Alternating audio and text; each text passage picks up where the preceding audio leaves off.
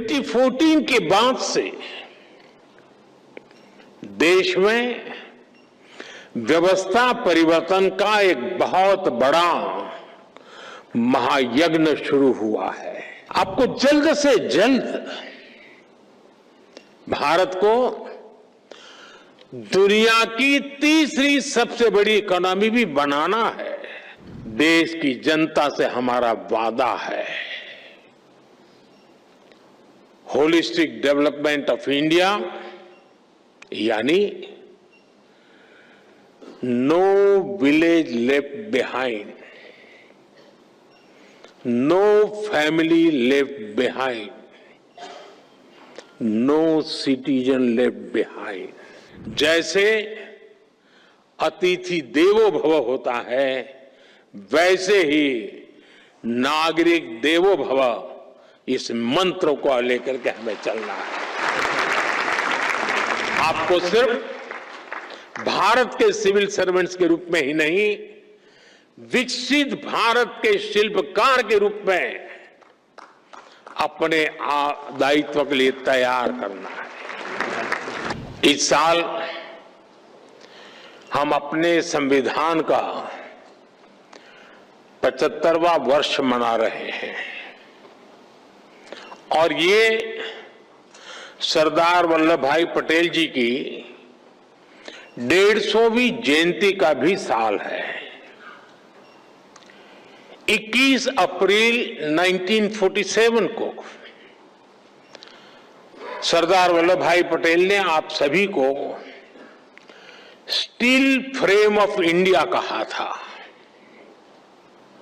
उन्होंने स्वतंत्र भारत की ब्यूरोक्रेसी की नई मर्यादाएं तय की थी। एक ऐसा सिविल सर्वेंट जो राष्ट्र की सेवा को अपना सर्वोत्तम कर्तव्य माने, जो लोकतांत्रिक तरीके से प्रशासन चलाए, जो ईमानदारी से, अनुशासन से, समर्पण से भरा हुआ हो, जो देश के लक्ष्यों के लिए दिन रात काम करे। आज जब हम विकसित भारत बनाने के संकल्प के साथ आगे बढ़ रहे हैं, तो सरदार वल्लभ भाई पटेल की ये बातें और ज्यादा प्रासंगिक हो जाती हैं। मैं आज सरदार साहब के विजन को नमन करता हूं और उनको भावभीनी श्रद्धांजलि भी देता हूं। साथियों, कुछ समय पहले मैंने लाल किले से कहा था कि आज के भारत को आने वाले 1000 साल की नींव को मजबूत करना है। एक हिसाब से देखें तो 1000 साल की सहस्त्राब्दी में पहले 25 साल बीत गए हैं। ये नई शताब्दी का 25वां साल है और नए मिलेनियम यानी नई सहस्त्राब्दी का भी 25वां साल है। हम आज जिन नीतियों पर काम कर रहे हैं, जो निर्णय ले रहे हैं, वो 1000 साल का भविष्य तय करने वाले हैं। हमारे शास्त्रों में कहा गया है, यथा ही एकेन चक्रेण नरथस्य गति ही भवेत्, एवं पुरुष कौर्ण बिना दैवम न सिद्ध्यति। यानी जैसे एक चक्र से रथ नहीं चल सकता है, उसी प्रकार बिना मेहनत के सिर्फ भाग्य के भरोसे सफलता नहीं मिलती। विकसित भारत के हमारे लक्ष्य की प्राप्ति के लिए भी विकास रथ के हर चक्र को मिलकर चलना है। दृढ़ प्रतिज्ञ होकर हर दिन हर क्षण इस लक्ष्य के लिए काम करना है। लक्ष्य को प्राप्त करने के लिए जीना है, जिंदगी खपानी है। साथियों, आज हम पूरी दुनिया को तेज गति से बदलते हुए देख रहे हैं। अपने परिवार में भी आप देखते होंगे कि परिवार में अगर 10-15 साल का बच्चा है और जब उससे बात करते हैं तो आप फील करते हैं आप आउटडेटेड हैं। ये इसलिए होता है क्योंकि समय बहुत तेजी से बदल रहा है। हर 2-3 साल में गैजेट्स कैसे बदल रहे हैं, कुछ समझे सीखे उसके पहले नया आ जाता है। हमारे छोटे छोटे बच्चे इन तेज बदलावों के साथ बड़े हो रहे हैं। हमारी ब्यूरोक्रेसी, हमारा कामकाज, हमारी पॉलिसी मेकिंग भी पुराने ढर्रे पर नहीं चल सकती। इसलिए 2014 के बाद से देश में व्यवस्था परिवर्तन का एक बहुत बड़ा महायज्ञ शुरू हुआ है। हम इस तेज स्पीड के साथ खुद को तेजी से ढाल रहे हैं। आज भारत की एस्पिरेशनल सोसाइटी, भारत के युवा, भारत के किसान, भारत की महिलाएं, उनके सपनों की उड़ान आज जिस ऊंचाई पर है वो वाकई अभूतपूर्व है। इन अभूतपूर्व आकांक्षाओं की पूर्ति के लिए अभूतपूर्व गति भी आवश्यक है। आने वाले वर्षों में भारत कितने ही बड़े बड़े पड़ावों से गुजरेगा। एनर्जी सिक्योरिटी से जुड़े लक्ष्य, क्लीन एनर्जी से जुड़े लक्ष्य, स्पोर्ट्स से लेकर के स्पेस को लेकर, यानी ऐसे अनेक नए लक्ष्य हर सेक्टर में देश का परचम और नई ऊंचाइयों पर लहराना है। और ये जब मैं बात करता हूं तब, और देश जब सोचता है तब, हर किसी की नजर आप पर है, भरोसा आप पर है, बहुत बड़ा दायित्व आप सब मेरे साथियों पर है। आपको जल्द से जल्द भारत को दुनिया की तीसरी सबसे बड़ी इकोनॉमी भी बनाना है। इस काम में विलंब न हो, ये हम सभी को सुनिश्चित करना है। साथियों, मुझे खुशी है कि इस बार सिविल सर्विसेज डे के theme holistic development of India रखी गई है। ये सिर्फ एक थीम नहीं है, ये हमारा कमिटमेंट है। देश की जनता से हमारा वादा है। होलिस्टिक डेवलपमेंट ऑफ इंडिया यानी no village left behind, no family left behind, no citizen left behind. असल प्रगति का मतलब छोटे बदलाव नहीं, बल्कि फुल स्केल इंपैक्ट होता है। हर घर में क्लीन वाटर, हर बच्चे को क्वालिटी एजुकेशन, हर एंटरप्रेन्योर को फाइनेंशियल एक्सेस और हर गांव को डिजिटल इकोनॉमी का लाभ। ऐसी ही बातें हैं जो होलिस्टिक डेवलपमेंट, मैं मानता हूं,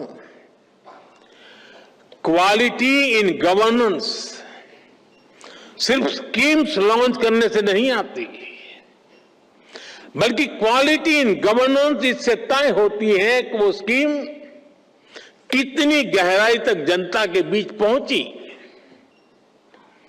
और उसका कितना रियल इंपैक्ट हुआ। आज राजकोट हो, गोमती हो, तिनसुकिया हो, कोरापुट हो, ऐसे कितने ही जिलों में हम यही इंपैक्ट देख रहे हैं।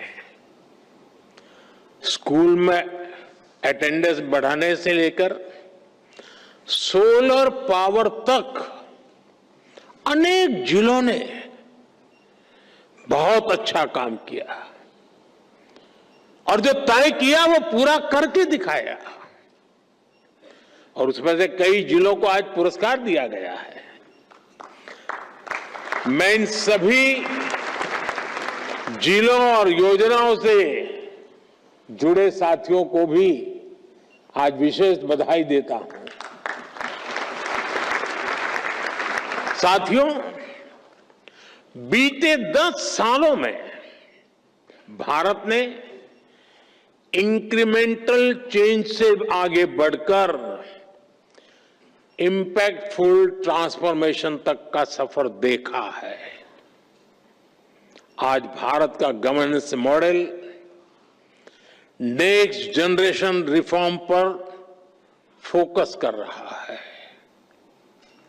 हम टेक्नोलॉजी और इनोवेशन और इनोवेटिव प्रैक्टिसेस के जरिए सरकार और नागरिकों के बीच की दूरी समाप्त कर रहे हैं। इसका इम्पैक्ट ग्रामीण और शहरी क्षेत्रों के साथ साथ दूर दराज के इलाकों में भी दिख रहा है। आपसे एस्पिरेशनल डिस्ट्रिक्ट की कई बार चर्चा हुई है, लेकिन एस्पिरेशनल ब्लॉक्स की सफलता भी उतनी ही शानदार है। आप जानते हैं, ये प्रोग्राम 2 साल पहले जनवरी 2023 में लॉन्च हुआ था। सिर्फ 2 साल में इन ब्लॉक्स ने जो बदलाव दिखाए हैं वो अभूतपूर्व है। इन ब्लॉक्स में हेल्थ, न्यूट्रिशन, सोशल डेवलपमेंट और बेसिक इंफ्रास्ट्रक्चर के कई इंडिकेटर्स में शानदार प्रगति हुई है और कुछ स्थान पर तो राज्य की एवरेज से भी आगे निकल गए हैं। राजस्थान के टोंक जिले के पीपलू ब्लॉक में 2 साल पहले आंगनवाड़ी सेंटर्स में बच्चों की मेजरमेंट एफिशिएंसी सिर्फ 20% थी। अब ये 99% से भी ज्यादा हो गई है।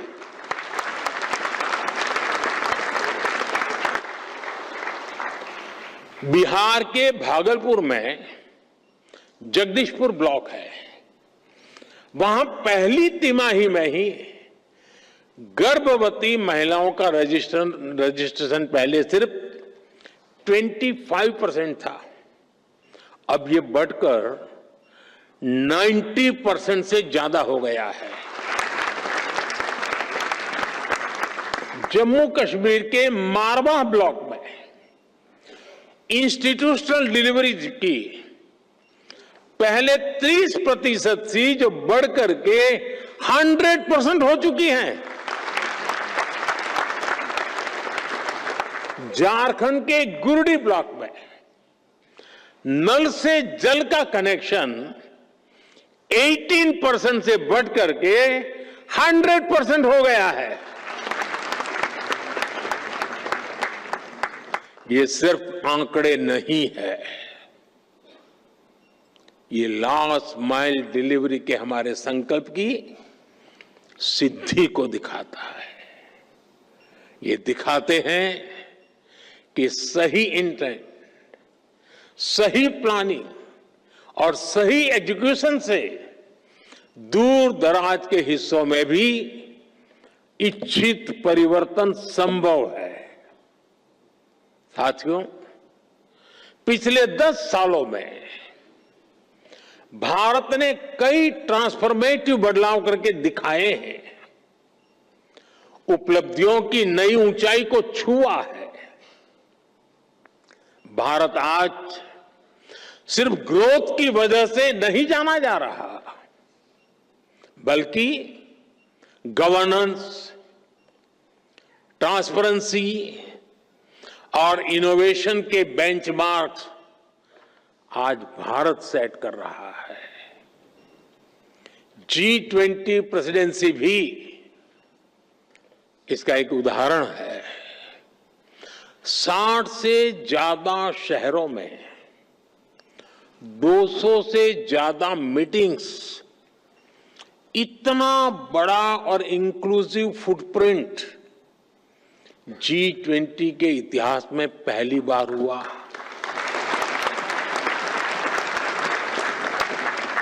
और यही तो होलिस्टिक अप्रोच है।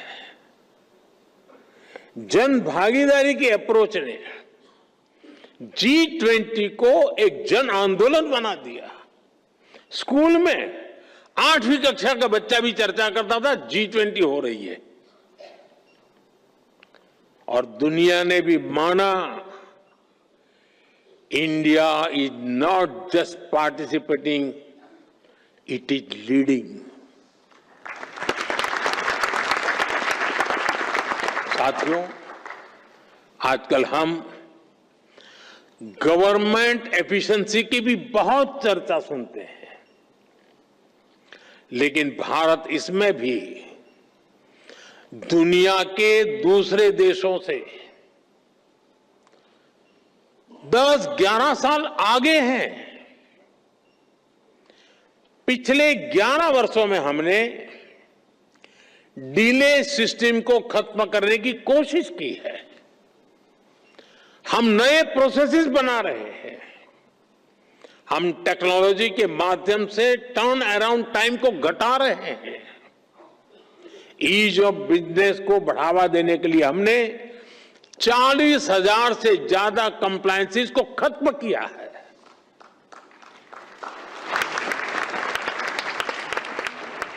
हमने 3400 से ज्यादा लीगल प्रोविजंस को भी डीक्रिमिनलाइज कर दिया है। मुझे याद है, जब हम कंप्लायंसेस का बर्डन कम करने के लिए काम कर रहे थे, जब व्यापार कारोबार के दौरान होने वाली कुछ गलतियों को डीक्रिमिनलाइज कर रहे थे, तो मेरे लिए आश्चर्य था, कुछ कोने में विरोध के स्वर भी उठा करते थे। कई लोग कहते थे, आज तक नहीं हुआ, आप क्यों कर रहे हैं, चलता है चलने दो। इससे आपको क्या फर्क पड़ता है? कंप्लायंस करने दीजिए, आप क्यों अपना काम खुद बढ़ा रहे हैं? चारों तरफ से चर्चाएं चलती थी, दबाव आते थे, लेकिन जिस लक्ष्य को प्राप्त करना था उस लक्ष्य का दबाव इन दबावों से ज्यादा था। और इसलिए हम दबावों से दबे नहीं, हम लक्ष्य के लिए चल पड़े। हम पुरानी लीक पकड़कर चलेंगे तो हमें नए परिणाम मिलना मुश्किल है। जब हम कुछ अलग करेंगे और तभी तो अलग परिणाम भी मिलेंगे। और आज इसी सोच की वजह से हमारी ease of doing business ranking में काफी सुधार हुआ है। आज दुनिया भारत में निवेश करने के लिए बहुत उत्सुक है और ये हमारा काम है कि हम अवसर जाने न दें। हमें इस अवसर का पूरा लाभ उठाना है। हमें राज्यों के स्तर पर, जिला और ब्लॉक स्तर पर रेल टेप की हर गुंजाइश को खत्म करना है। तभी आप राज्यों के स्तर पर, जिला स्तर पर अपने लक्ष्यों को प्राप्त कर पाएंगे। साथियों, पिछले 10-11 साल की देश की जो सफलताएं रही है, उन्होंने विकसित भारत की नींव को बहुत मजबूत किया है। आज देश इस मजबूत नींव पर विकसित भारत की भव्य इमारत का निर्माण शुरू कर रहा है। लेकिन निर्माण की इस प्रक्रिया में हमारे सामने चुनौतियां कम नहीं है। भारत अब दुनिया का सबसे अधिक जनसंख्या वाला देश बन चुका है। ऐसे में बेसिक सुविधाओं की सैचुरेशन हमारे लिए प्राथमिकता होनी चाहिए। आपको लास्ट माइल डिलीवरी पर हमेशा बहुत ज्यादा फोकस करते रहना है। समय के साथ देशवासियों की नीड्स और एस्पिरेशंस दोनों तेजी से बदल रही है। अब सिविल सर्विस को कंटेम्पररी चैलेंजेस के हिसाब से खुद को एडेप्ट करना होगा, तभी वो रिलेवेंट बनी रह सकती है। हमें खुद के लिए नई नई कसौटियां भी नित्य बनाते रहना होगा और हर कसौटी को पार करते रहना होगा। और सफलता की सबसे बड़ी कुंजी यही है कि खुद को चुनौती देते रहो। कल किया था वो संतोष के लिए नहीं था, कल जो पाया था वो चुनौती का कारण बनना चाहिए ताकि कल मैं उससे ज्यादा कर पाऊं। अब सिर्फ पिछली सरकारों से तुलना करके अपने काम, अपनी परफॉर्मेंस को हम तय नहीं कर सकते। मेरे पहले डिस्ट्रिक्ट में फलाने भाई थे, उन्होंने इतना किया, मैंने इतना कर दिया, जी नहीं। अब हमें अपनी कसौटी बनाना है 2047 के विकसित भारत के लक्ष्य से हम कितना दूर है, हम कहां तक पहुंचे हैं। वो हिसाब किताब का वक्त समाप्त हो चुका है। अब जहां है वहां से जहां जाना है वहां अभी कितनी दूरी बाकी है, उस दूरी को पाटने का मेरा रोड मैप क्या है, मेरी गति क्या है, और मैं औरों से जल्दी 2047 तक कैसे पहुंच करके सारे लक्ष्यों को प्राप्त कर लूं। यही हमारा सपना, यही हमारा मकसद, यही हमारा लक्ष्य होना चाहिए।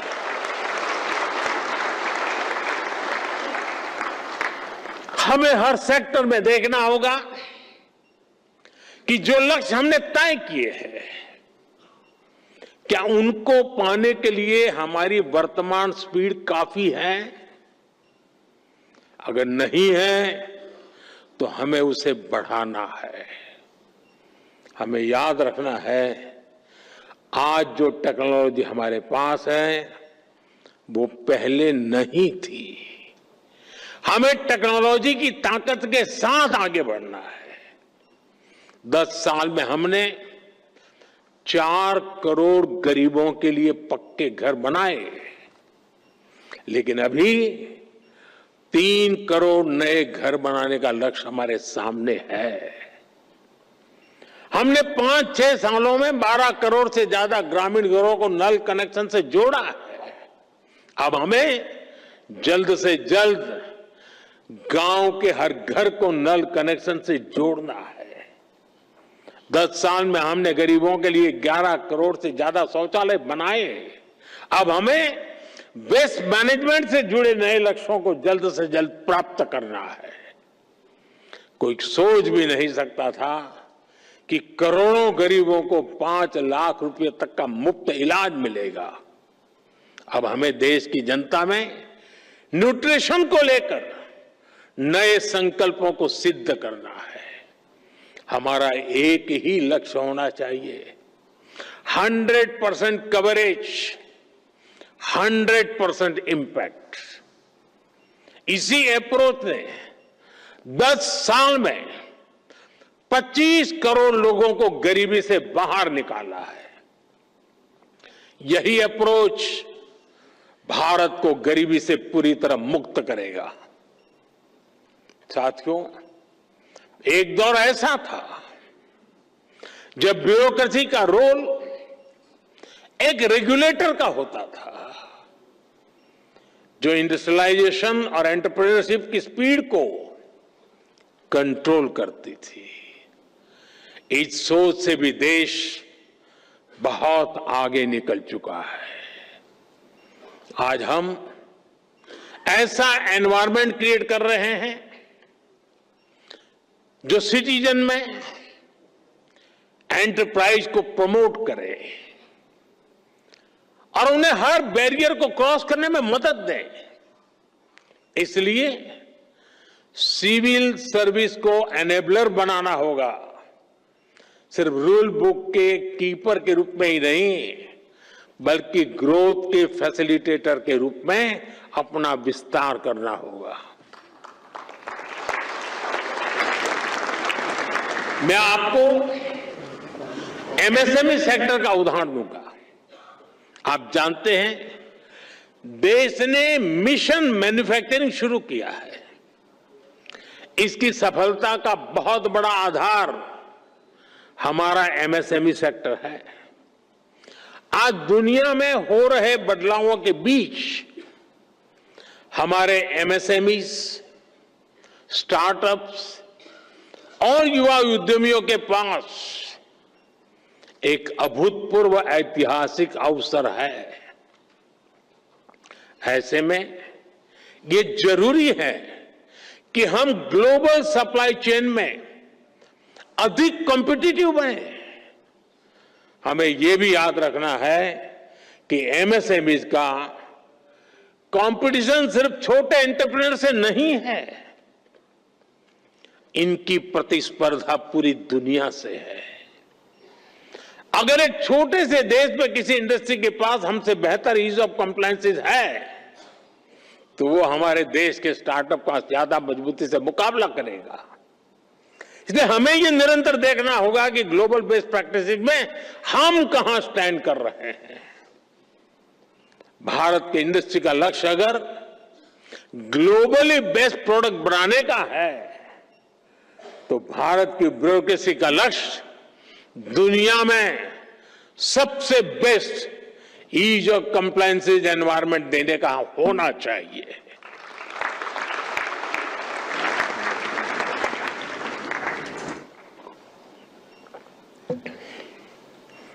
साथियों, आज की टैग ड्रिवन दुनिया में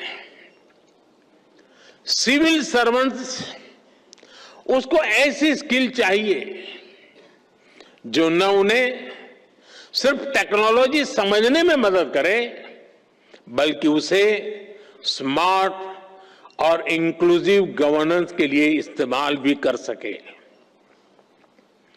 इन the age of technology, governance is not about managing systems, it is about multiplying possibilities.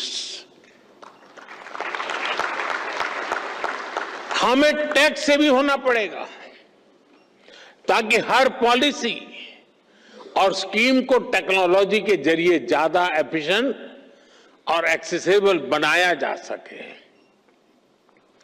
हमें डाटा ड्रिवन डिसीजन मेकिंग में एक्सपर्ट बनना होगा, जिससे पॉलिसी डिजाइनिंग और इम्प्लीमेंटेशन से ज्यादा एक्यूरेट कर सके। आजकल आप देख रहे हैं कि आर्टिफिशियल इंटेलिजेंस और क्वांटम फिजिक्स कितनी तेजी से विकसित हो रही है। जल्दी ही टेक्नोलॉजी के यूज में एक नया रिवॉल्यूशन आएगा। ये उस डिजिटल और इंफॉर्मेशन एज से कहीं आगे होगा जिनसे आज जिससे परिचित है उससे भी आपको फ्यूचर की टेक्नोलॉजी रिवॉल्यूशन के लिए खुद को तैयार करना होगा। पूरी सिस्टम को तैयार करने की व्यवस्था भी विकसित करनी पड़ेगी ताकि हम नागरिकों को बेस्ट सर्विस भी दे पाएं और उनके एस्पिरेशंस को भी पूरा कर सके। हमें सिविल सर्वेंट्स की क्षमता को बढ़ाना होगा ताकि हम एक फ्यूचर रेडी सिविल सर्विस तैयार कर सके। और इसलिए मिशन कर्मयोगी और civil service capacity building programme, और जिसका जिक्र हमारे कैप्सेक ने अभी किया, मैं इन दोनों को मेरे लिए वो बहुत अहम मानता हूं। साथियों, तेजी से बदलते समय में हमें ग्लोबल चैलेंजेस पर भी गहरी नजर रखनी है। आप देख रहे हैं फूड, वाटर और एनर्जी सिक्योरिटी अब भी बड़ी चुनौती बनी हुई है। विशेष रूप से ग्लोबल साउथ के लिए यह बहुत बड़ा संकट है। लंबे समय से चल रहे संघर्षों के कारण कई देशों में हालात और मुश्किल होते जा रहे हैं। इसका असर लोगों पर पड़ता है, रोजमर्रा के जीवन पर पड़ता है। डोमेस्टिक और एक्सटर्नल पहलुओं के बीच बढ़ते इंटरकनेक्शन को हमें समझना हुए हमें अपनी रीति और रीति को बदलना होगा। हमें आगे बढ़ना होगा। क्लाइमेट चेंज हो, प्राकृतिक आपदाएं हो, महामारी हो, साइबर क्राइम के खतरे हो, सभी में एक्शन के लिए भारत को 10 कदम आगे रहना ही होगा। हमें लोकल लेवल पर स्ट्रेटेजी बनानी होगी, रिजिलियंस डेवलपमेंट करनी होगी। साथियों, मैंने लाल किले से पंच प्राण की बात कही थी। विकसित भारत का संकल्प गुलामी की मानसिकता से मुक्ति, अपनी विरासत पर गर्व, एकता की शक्ति और कर्तव्यों को ईमानदारी से निभाना। आप सभी इन पंच प्राणों के प्रमुख वाहक हैं। हर बार जब आप इंटीग्रिटी को कन्वीनियंस पर, इनोवेशन को इनर्शिया पर या सर्विस को स्टेटस पर प्राथमिकता देते हैं, तब आप राष्ट्र को आगे बढ़ाते हैं। मुझे आप पर पूरा भरोसा है। वो युवा अधिकारी जो अपनी प्रोफेशनल जर्नी में कदम रख रहे हैं, आज उन सभी से मैं एक और बात कहूंगा। समाज में कोई भी ऐसा नहीं होता है जिसके जीवन में, जिसकी सफलता में सोसाइटी का, समाज का कुछ न कुछ योगदान न हो, समाज के योगदान के बिना किसी के लिए भी एक कदम भी आगे बढ़ना मुश्किल होता है। और इसलिए हर कोई अपने अपने सामर्थ्य के हिसाब से समाज को लौटाना चाहता है। आप सभी तो बहुत भाग्यशाली हैं कि आपके पास समाज को लौटाने का इतना बड़ा अवसर आपके पास है। आपको देश ने, समाज ने बहुत बड़ा मौका दिया है कि आप ज्यादा से ज्यादा समाज को लौटाएं। साथियों, ये वक्त सिविल सर्वेंट्स के रिफॉर्म को री इमेजिन करने का है। हमें रिफॉर्म्स की पेस बढ़ानी है, स्केल भी बढ़ानी है। इंफ्रास्ट्रक्चर हो, रिन्यूएबल एनर्जी के लक्ष्य हो, इंटरनल सिक्योरिटी की बात हो, करप्शन को खत्म करने का हमारा मिशन हो, सोशल वेलफेयर स्कीम्स हो, ओलंपिक्स से जुड़े, स्पोर्ट्स से जुड़े लक्ष्य हो, हर सेक्टर में हमें नए रिफॉर्म्स करने हैं। हमने अब तक जितना अचीव किया है, अब उससे भी कई गुना ज्यादा हासिल करके दिखाना है। और इन सब के बीच हम सबको हमेशा हमेशा एक बात याद रखनी है, no matter how technology driven the world becomes, we should never forget the importance of human judgement.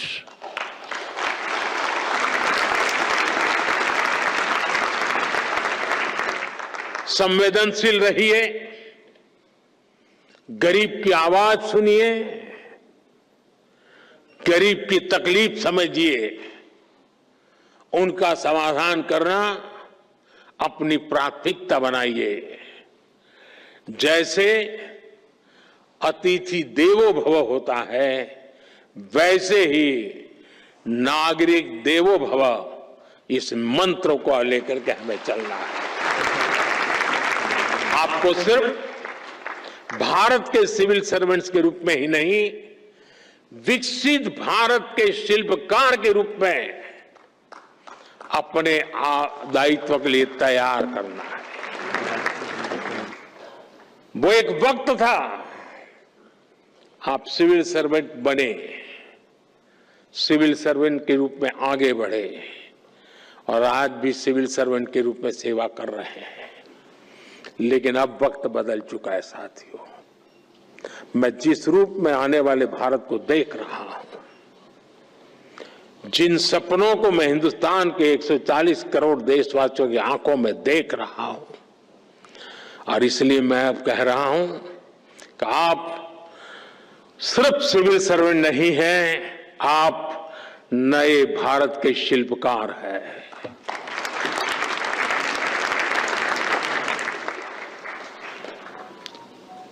शिल्पकार का उस दायित्व निभाने के लिए हम स्वयं को सक्षम बनाएं, हम समय को लक्ष्य के लिए समर्पित करें, हर सामान्य व्यक्ति के सपनों को खुद के सपने बना करके जिए। आप देखिए, विकसित भारत आपकी आंखों के सामने आप देख पाएंगे। मैं आज लेक्चर कर रहा हूं, तब मेरी नजर एक छोटी सी गुड़िया पर गई, वहां बैठी है। हो सकता है वो 2047 में शायद यहां कहीं बैठी होगी। ये सपने हमारे होने चाहिए, विकसित भारत का यही हमारा लक्ष्य होना चाहिए। बहुत बहुत शुभकामनाएं, बहुत बहुत धन्यवाद।